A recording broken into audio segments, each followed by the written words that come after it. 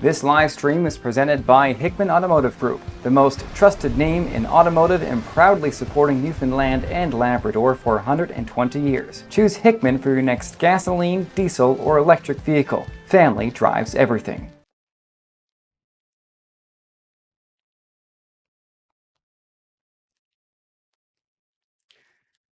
Let's see. Good afternoon. And my goodness. Thanks for tuning in.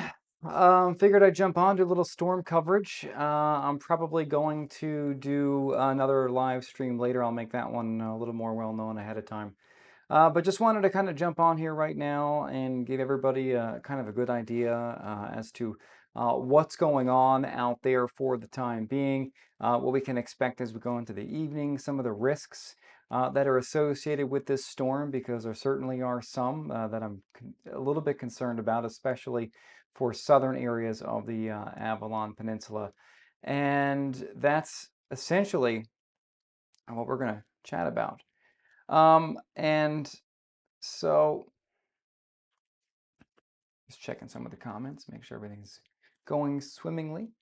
And so we'll start just by getting a little bit of an overview right now as to what is currently happening across the island. And really what we are seeing for the time being is essentially we're looking at rain.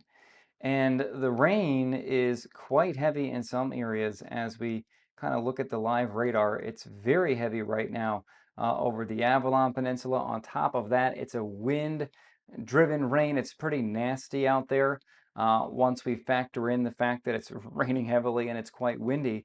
And then as we look over towards western Newfoundland, we have this really nice band of precipitation, which actually is snow in some areas, although in the lower elevations, it likely is just falling as rain currently. And as I bring in the satellite picture, we can really see this area of low pressure moving up very, very nicely. And its position as it moves northward is going to be very important, because to my eye right now, it looks like the area of low pressure is sitting right in this area here. And it's moving in that direction there. And this is going to be crucial because this low has a lot of wind with it. And on the eastern side of it, that wind is being pushed up kind of in this direction here. And so as it's developing, as it has a lot of wind with it, we are going to see some very high waves and potentially some significant storm surge, excuse the poor drawing there, for southern areas of the Avalon Peninsula. And it's really essentially, depending on track, it's this area here of the Avalon, all the southern areas that I'm quite concerned about with this evening's high tide coming up between 6 p.m. and 8 p.m. as we are going to be seeing some kind of large waves in the area. And we'll get to that in the next couple of minutes. But we can see those wind gusts. They are quite strong. Especially on the south side of the low. So this is a computer model's depiction of where the strongest wind gusts with this are currently located. And right now they're kind of in the southern quadrant of the low, and the low is sitting up in here. So in that area there we have the red. We're looking at wind gusts probably well in excess of 120 kilometers per hour. And the question is, are these wind gusts going to roll up toward the southern area of the Avalon as we go into this afternoon? And if we loop this, it looks like that kind of might be the case, which is what I was expecting. Now, the question I'm kind of left with respect to this area of low pressure is, is it moving in more this direction, which would then place more of this kind of grazing the southeast and southern Avalon, or is it moving in the more kind of northeast, northeast direction, which would then take a lot of this high wind, 120, 130 kilometer per hour gusts, and move them onshore? And we will obviously find out here in short order, but we're also seeing some high winds right now on the southern shore of the Avalon well ahead of the low, and those are being pushed onshore kind of as we speak. And as I bring in the latest wind speeds in St. John's right now, we're out of the east at 59. Argentia's east at 52. St. Lawrence is east at 70. These are the sustained winds. These aren't the wind gusts. These are the sustained winds. So keep that in mind. We look at the gust. In St. John's, gusting 85 right now. In St. Lawrence, we're gusting 89. We're gusting 85 in the Marystown area. And there is a wind warning in effect for much of southern, southeastern Newfoundland and the northeast coast. And this is where we are going to see the wind over the next 24 hours or so. Initially, it'll be focused for southern areas of the Avalon Peninsula, or excuse me, southern areas of the island and the Avalon. And then tomorrow, those winds are going to shift more toward the northeast coast, although a lot of us are going to be seeing those windy conditions tomorrow. Now, it is quite windy for a lot of areas at the moment, and I've heard it's windy on the southern shore. And if you give me a second, I'm going to add a guest to this live stream. And some of you may know this gentleman from social media. All right, I'm gonna bring in the guest here now. Hold on. I'm gonna go back to this. I'm gonna go to that. All right, let's see if this works. Adam Hodder. Hello, Eddie. How you getting on? Good, man. How are you this afternoon? I'm holding it down. I've rescued one trampoline so far today, and I haven't lost my head, so I'd call it a win so far. Man, that's great. So I'm just trying to get a sense of, I saw your video earlier that you put up on, I think, TikTok and Instagram. For those of you that don't follow Adam or Harbor Customs, wicked account, man. Love the content you're putting out there. But I kind of wanted to get like a first-hand account of what it's like down there in Witless Bay, Southern Shore. So what's going on? Because you live like right on the ocean, don't you, down there? Pretty well, yeah. Like where I'm at is probably a kilometre back, but I spent a little bit of time down by the shoreline there earlier this morning. It was a lot nicer this morning. The rain moved in a little bit, picked up pretty heavy fairly quickly, and the wind picked up with it. To my ear, for what I can hear from the side and that garage door flexing here in the top garage, we're getting gusts. They're getting around 90 to 100 just by my sound. If I had to walk out with my hat here in regular mode, the hat would be gone. I will have to put her in wind protection mode, so to flip her around. So the gusts are definitely after picking up. Nice bit of rain, and the wind is actually carrying a lot of the rain sideways. For me to look out in the little bit of a valley I got in front of the house, looks quite similar to snow. So the heavy amount of rain actually being picked up by the wind, it's coming down pretty good, especially for early on. So I'd be keen to see what them higher wind gusts does as it actually moves up the southern shore here, and hopefully the eastern side of my house doesn't sustain any siding damage. Yeah, that's certainly going to be, I think, a concern a lot of us have, especially in the exposed areas, is going to be as those winds ramp up, which they're in the process of doing now. The winds, I think, on the southern shore and for the metro area should peak in the next couple of hours, and then we kind of wait to see if we're going to get another peak. So fingers crossed that, you know, we don't, but we'll see. But that will certainly be the telltale sign. How are the waves? You able to see any look at the waves so far, or not too big, or? Even in this small amount of time I was down to the shore this morning, I was parked down there for about an hour doing a little bit of content and all that. It did pick up in that amount of time. It's certainly coming in from a good southeaster now.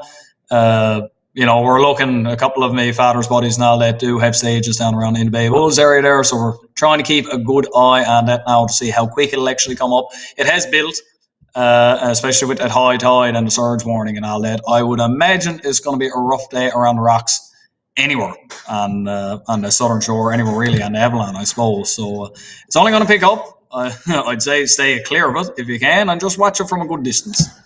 Perfect. Well, Adam, thank you very much. That's some wicked advice. Thanks for joining me. We'll catch up again soon, man. Appreciate it. 100%, Eddie. Listen, take care of yourself, and keep it all tied down till tomorrow anyway. I will. I'm going to hope my patio furniture doesn't blow away here shortly. Just a lint to 7/8 rope and you'll be okay. That's fair. Sounds good. All right, buddy. Thanks, Adam. Take care. Bye-bye.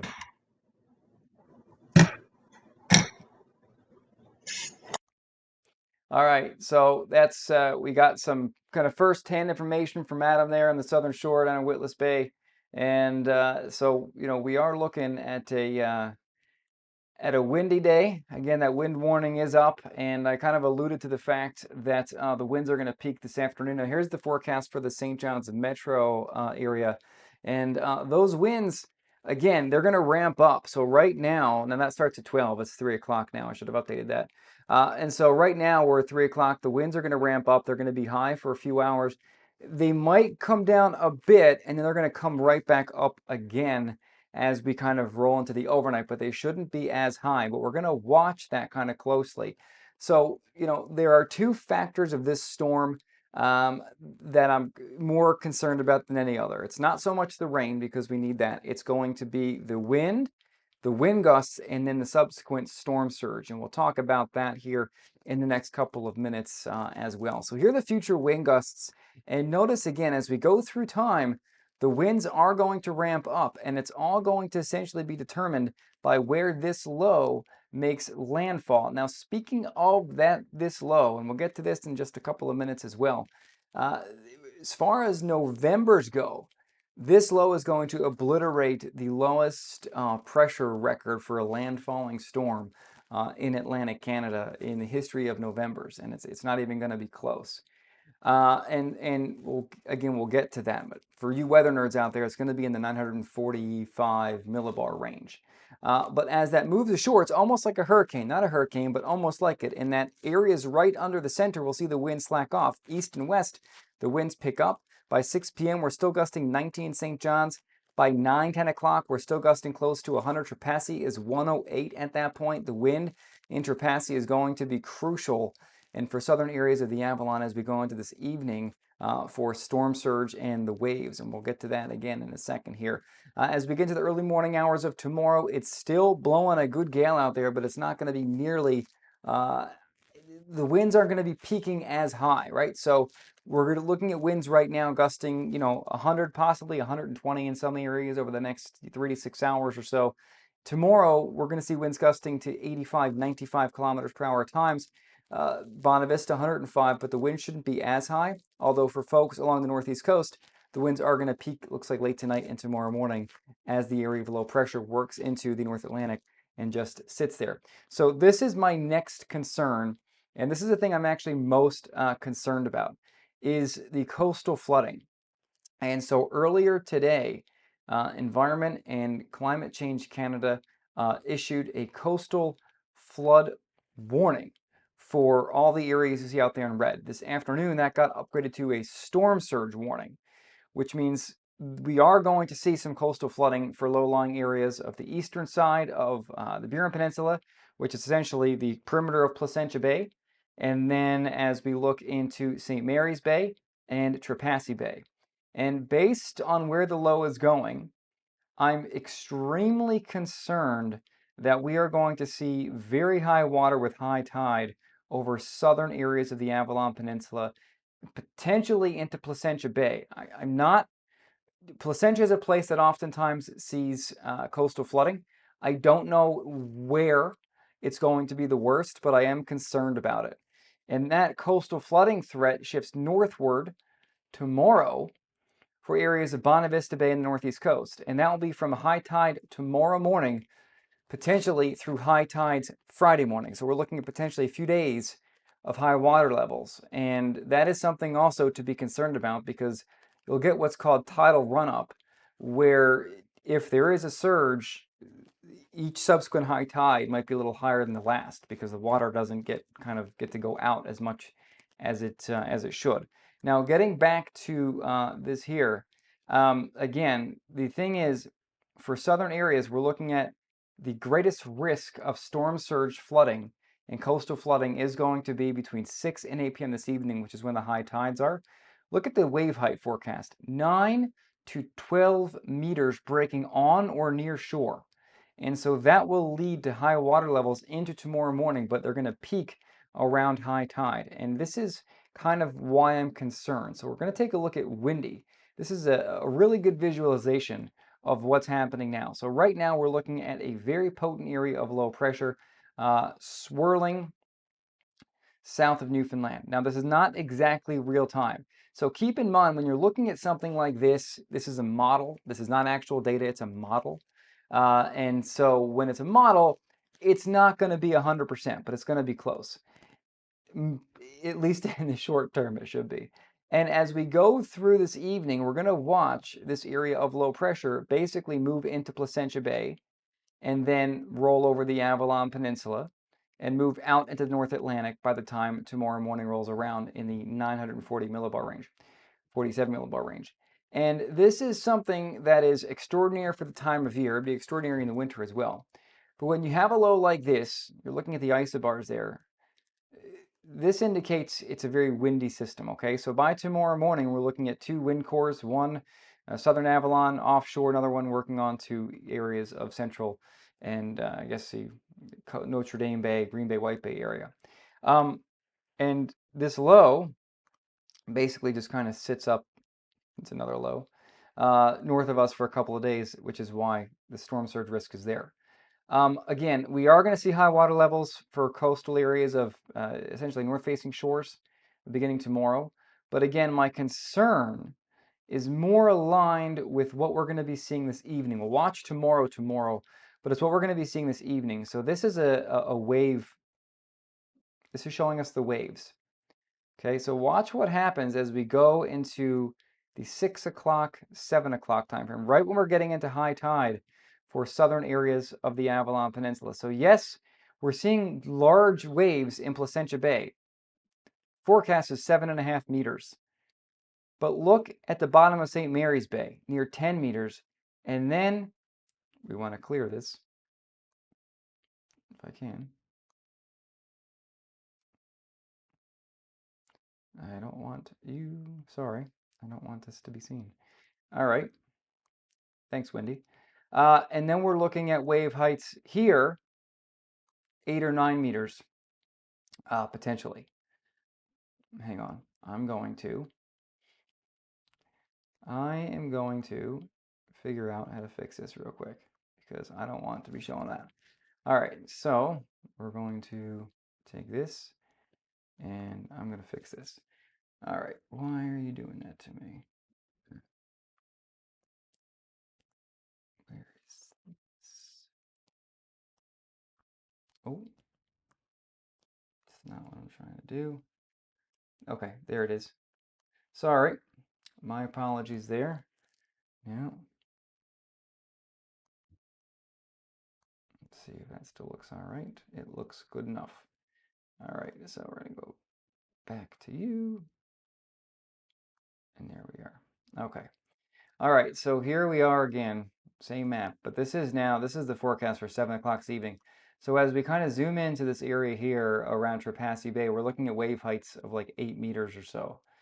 And Trepassey sits up here, obviously, and we know that there's an issue with the breakwater in Trepassey, always floods, even in minor systems. And when we're looking at strong onshore winds and the potential of very large waves and storm surge, this is a situation that I don't know if it's on the same level as Fiona was in Port aux Basques.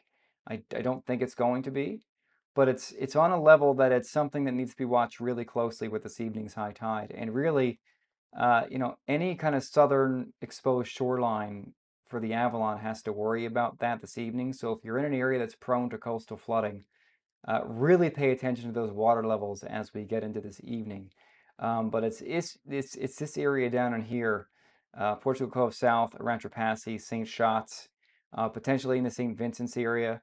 I mean, it does not take much. Like these areas, these little like land bridges, if you will, they're not tall, and it won't take much water to overwhelm them. So it's something to keep a very close eye on as we get into the evening. So that is kind of my chief concern out there right now. I just got this question here. Should be showing up. Oh, I know why it's not. Because my text is black. We'll make the text white. Hang on. Here we go. East Coast, Max said, any word on mandatory evacuations for parts of the southern shore that are going to see the highest surge in swells? To be honest, I'm not sure at the moment, and I haven't seen anything, but I'm also live streaming right now, so I can't, I need someone to actually probably look up the news for me. So if anybody sees anything, put it down in the comments on Facebook or YouTube, and I'll be sure to pass it along. I don't see anything in the comments that suggests that. Keith Parsons, how about around the Placentia area? So my concern is not so much that area. Now let me pull up another graphic to show you here kind of quickly to see if I can get it to come up, and I'll show you why. I'm not as concerned with that area, but as I am a little further east, but we'll pull this up here. So I'm going to switch scenes again.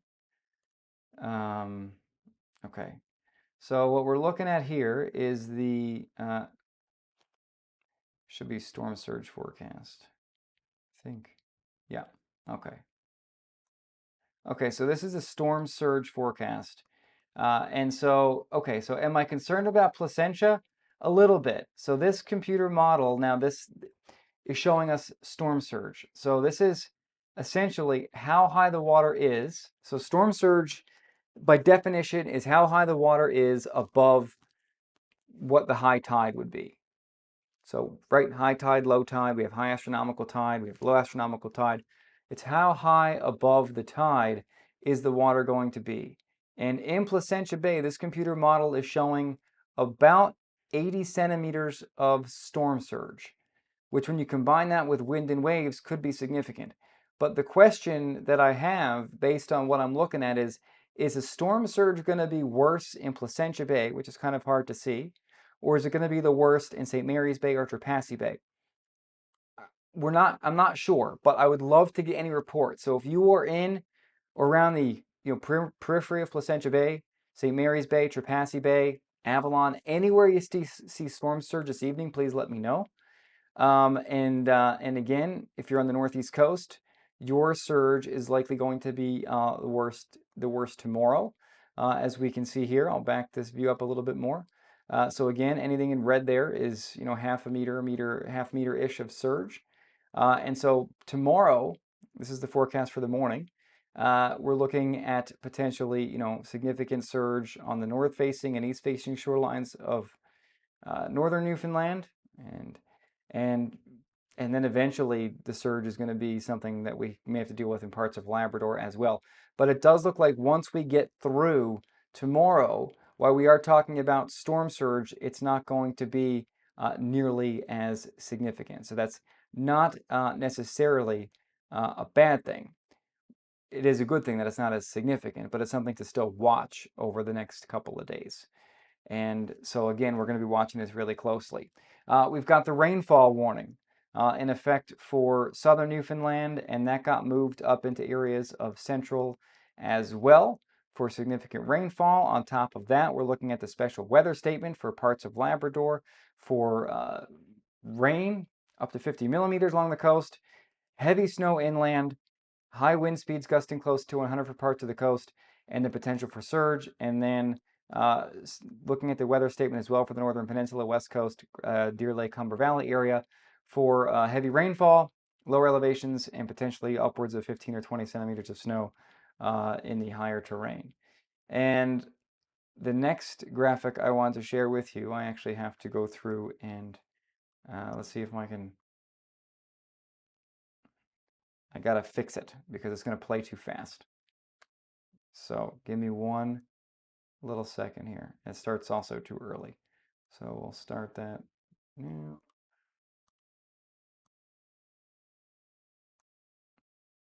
See, if I was, I need someone to stall for me here because right now I'm just stalling.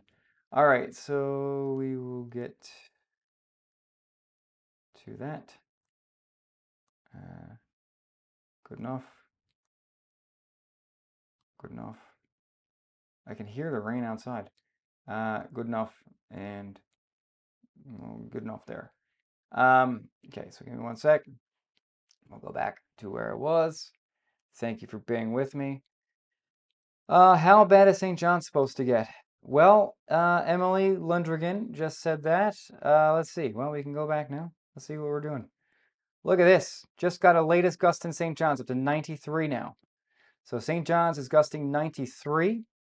Marystown 85. Sagona Island at this hour is gusting 130. That's hurricane force. Hurricane force is anything over 120. So that is some very significant wind.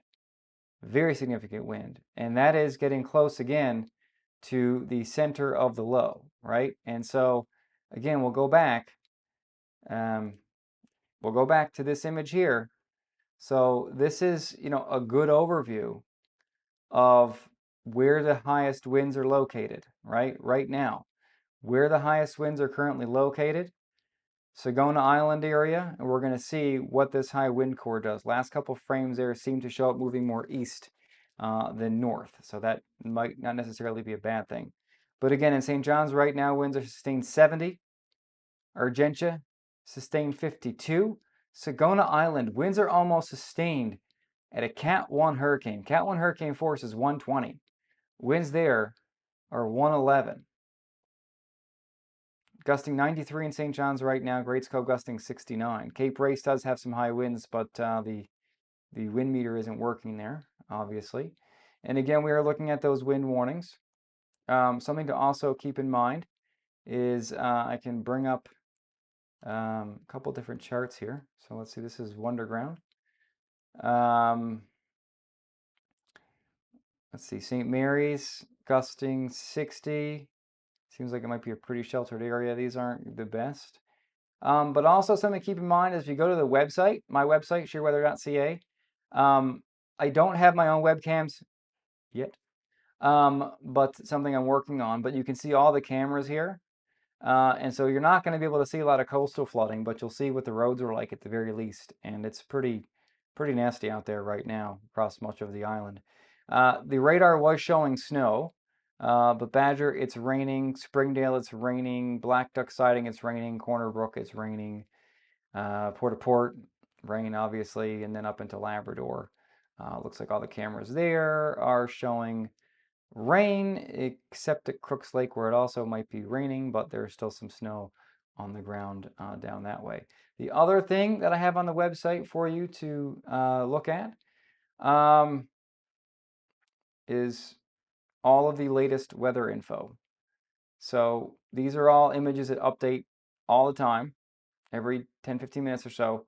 And there's a lot of data here you can look at real time. These are actual real observations. Computer, when you see something on the app, even mine, sometimes it could be interpolated, meaning if it's 5 degrees in St. John's and 4 degrees at Terra Nova National Park, might interpolate 4.5 degrees, or it's going to use model data to give you an approximate temperature. But it's 1 degree in Millertown? Wow. Interesting. I should know that. 2 degrees in Deer Lake, 2 in Corner Brook. So even at 1 degree, Millertown might be snow. Might just be snow. We'll see. Jason Cranberry says snowing in Gandy. I think you mean Gander. Let's see what the road cam says. Let's see. Central. It is snowing in Gander. Look at that. Big big fat snowflakes in Gander. I don't think that's going to last, but thank you for letting me know. Snowing hard in Massey Drive. Okay, so now we are starting to get some reports of this type of stuff. And this is interesting to me because to me, it looked like we were going to see the snow in the higher terrain. And we are getting reports of snow now in Gander and Massey Drive.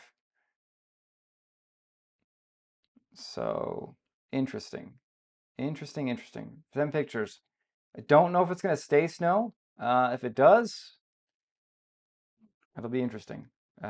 These systems can oftentimes have some tricks up their sleeve, and this is no exception now. It's snowing in Gander. which is interesting. Now, the computer guidance shows it's going to change to rain in Gander this evening. By 8 o'clock, it's 6 degrees, but Corner Brook is 1, Grand Falls Windsor is 1. So the computer model here is suggesting that there could be a fair bit of snow over western Newfoundland, western half of the island, and I was expecting a lot of that to be rain, so we'll see what happens and where it sticks. So interesting, interesting, interesting. Tomorrow morning, 6 a.m., we are looking at improving weather across much of Newfoundland with respect to the rain and the snow, but it's still windy and cool. In Labrador, the weather is going to remain a little on the unsettled side here through the next few days. Rainfall amounts by the time we are all said and done, widespread 30 to 50 millimeters across most of Newfoundland.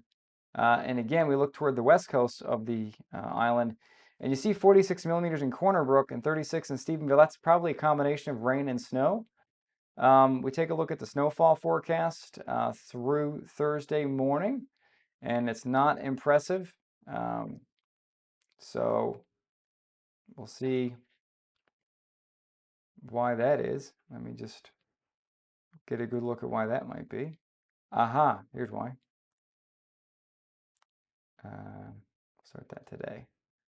So now, let's save this, and we'll do this. I will bring this all the way up to the top, and we'll bring that in. It's raining here in the Port au Port Peninsula. So this is a snowfall forecast through Thursday morning. And again, as we can see, like the computer guidance here is showing it mostly in the higher terrain. But the but on that is it's snowing in the lower elevations right now. So if that is the case, this may be a little bit of a different story. And this is meant to show you where it's going to snow. It's going to snow heavy in the mountains, that's for sure. And into parts of Labrador, we're also going to be looking at significant snowfall. So let's see. That's basically all I have for you now. I'm going to work on a forecast, and I'll probably have I'll do another live stream, I think, this evening, highlighting some of the things ongoing. And if I can get some more info, I'll pass it along. But thank you so much for watching, tuning in, and also get the app if you don't have it. I'll have some updates in the app as well. I did get a couple of questions about the app. Can I show wind gusts on the app? The answer is sort of. And I know that's a feature that a lot of you are requesting. So on the hourly forecast, no, you won't see a wind gust there. If you look at the 7-day panel, you will see a forecast of a range of wind speeds, and I wish I could pull up my phone. You'll see the range, the high end of the range are the gusts, and oftentimes I think the data the app uses might under forecast gusts in some areas a little bit. I'm not saying it's not accurate, but if it's going to be windy, it might be a little higher than what the app is showing, because it's just, no app is perfect, unfortunately. The other thing I can advise folks of, Eddie, can you pull up the storm surge model again? Yep, I can do that. I'll do that real quick. Troy. The other thing is, folks, I don't want to say complain, but they say that they don't like the notifications, because when I send out a push notification, oftentimes what happens is it makes a sound, something along the lines of a new station alert has arrived, is what it says. And so that scares people, and sometimes I send out those alerts pretty early in the morning. If you go into the app, so you open up the app, you tap on the 3 bars on the right, go into settings and notification sounds, you can turn those sounds off, or you can pick which ones you want, which ones you don't want, and even the way they sound. So if you don't like that, you can turn it off. I'll have to do a tutorial on it one of these days. So Troy Boone said, can you pull up the storm surge model once again? And I will do that for you, Troy. Well, that's not the one I'm looking for. Where is it? Here we are. Huh. All right, so Troy, my friend, this one's for you, buddy. And so we're looking at storm surge again here right now. And so this is the storm surge forecast for this evening. And the thing, again, that worries me, so this is a storm surge forecast for 6 o'clock, 6:30, and it's showing significant surge in Placentia Bay, although not as high as it was. I think the model I just updated, not as high as it was in Placentia Bay, but something to kind of keep in mind for this evening 6:30. But more or less, what concerns me is not so much the surge, but the surge is something that does concern me. It's the huge waves offshore, 8-meter waves breaking onshore and really strong onshore wind. Because if we go to the same time, so that map was showing you wave heights. This map is going to show us wind. Okay, so you can oftentimes run into some trouble when you have the wind and the swell going in the same direction. And while it's not perfectly aligned, that wind is onshore and it's quite strong from the south-southeast, I would say, and the swell is kind of coming from the south-southwest. So you're getting a component that is aligned. And as that happens, we're going to get a lot of water pushed onshore somewhere between Placentia Bay and Trepassey Bay and possibly the southeast corner of the Southeast Avalon around Cape Race. And so that is my kind of biggest concern as we get into this evening, and then that storm surge threat will shift later tonight and tomorrow toward the northeast coast. So, Troy, I hope you found that helpful. And lots of questions. Snowing in Gander Bay South. Snowing in Grand Falls, Windsor. That is interesting stuff. Okay.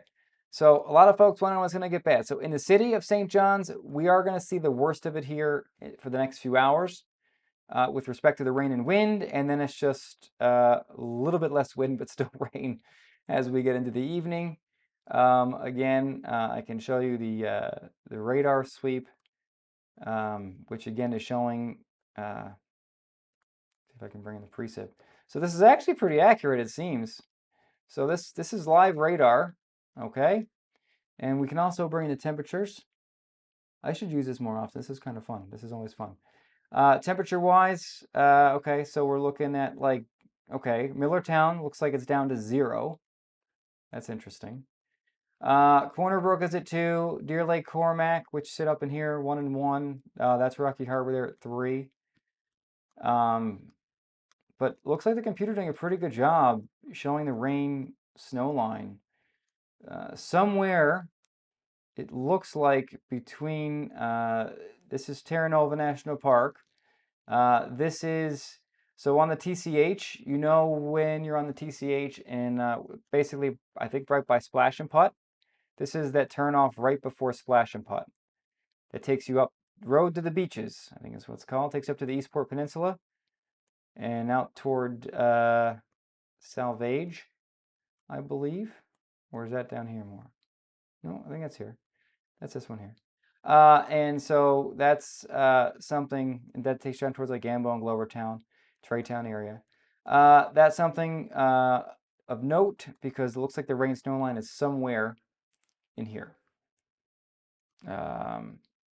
So we'll see what happens, but it looks like it's certainly rain along the coast, but it's definitely snow inland. And the cool thing is you can really see that the low circulation moving in. Now it looks like we are going to get some drier air trying to move in this area here. So once we're through this initial bit of precip, we'll see what happens. But okay, I'm going to get a little meteorologically nerdy here right now. So this low is extremely potent. It's not a hurricane, but essentially looks like one. So this right in here, if we were in the middle of November or December and I saw this, I'd be like, oh my goodness, this area is in for a blizzard. But we're like on the cusp potentially because it is a bit warm still. So we'll see what the temperatures do. But this area here is going to see significant precipitation, be it rain or be it snow or be it some kind of mix of both. You're going to be in that for a good long while because that band is going to sit there and then pivot as the low moves north overnight. So we'll watch this all closely. The other thing I can maybe bring up is, let's see if I can show this. Should be there. Live radar reflectivity. And you are not showing up for me.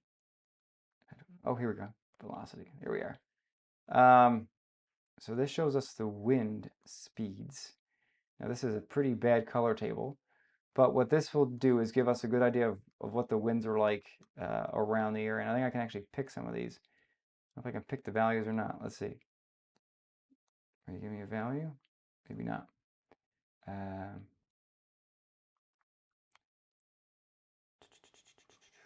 Sorry, I am just running through this right now. See if I can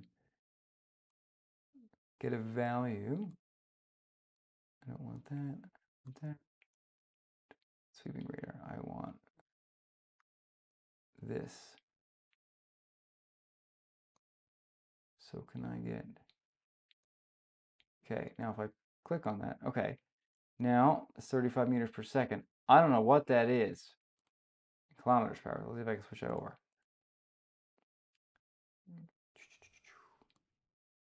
There we go. Okay. See if we can get another one. All right, so what this means is we are seeing a velocity of the wind wherever this measurement was taken at 104 kilometers towards the radar. Is it away?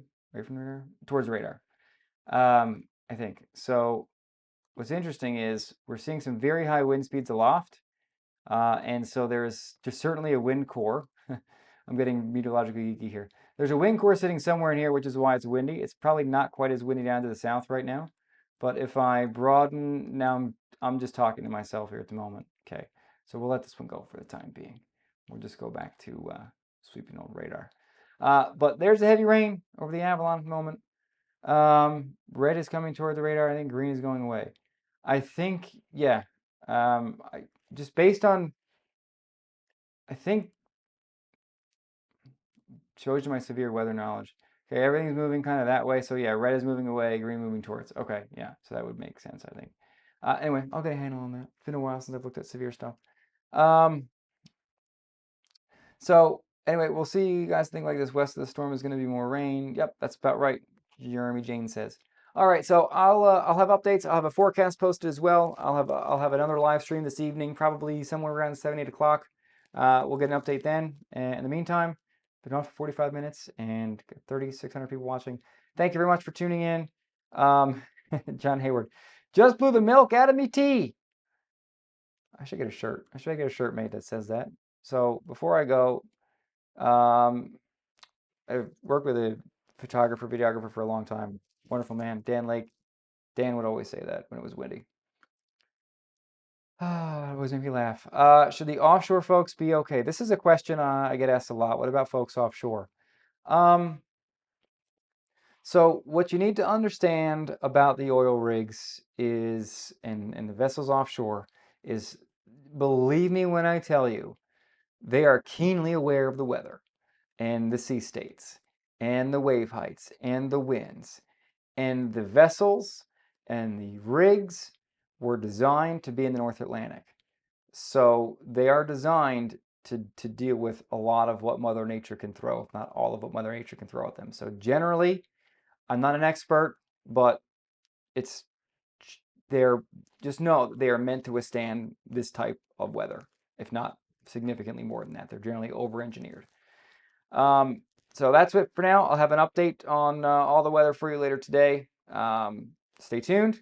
Thanks for watching. Get the app. And before I go, I got to thank Hickman Motors, key sponsor of mine. Huge thank you for their partnership. I love my Equinox EV, and I'm not saying that because I have to. I really do like the EV. It's a wonderful vehicle.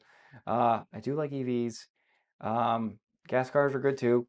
Don't get me wrong, but EVs are they're cool vehicles. They drive very differently, and I really like it. But anyway, I got to thank them. I'm going to run this one more time, and I'll have another update for you this afternoon or probably this evening once I get my kids to bed. And in the meantime, I'll be working. Updates to come. Stay tuned. Thank you very much. This live stream is presented by Hickman Automotive Group, the most trusted name in automotive and proudly supporting Newfoundland and Labrador for 120 years. Choose Hickman for your next gasoline, diesel, or electric vehicle. Family drives everything.